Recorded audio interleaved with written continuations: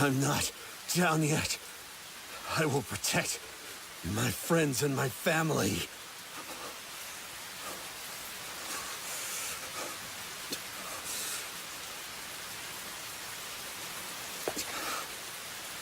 You're just psyching yourself up. Telling yourself you have to win isn't training, Gohan.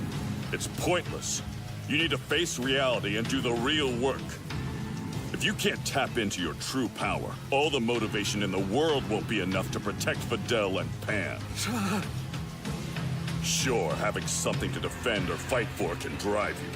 But when feelings dominate, they can just as quickly drag you down. You want your emotions to complement your strength, not shackle it.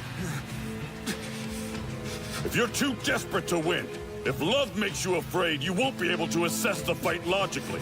You'll misjudge your opponent's abilities and lose. So that's it. That's what I've been doing wrong.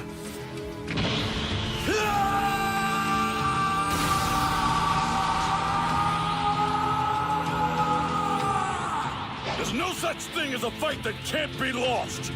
If we lose, our entire universe will be destroyed. You must accept that fact and come to terms with it. Only then can you prevail. All right.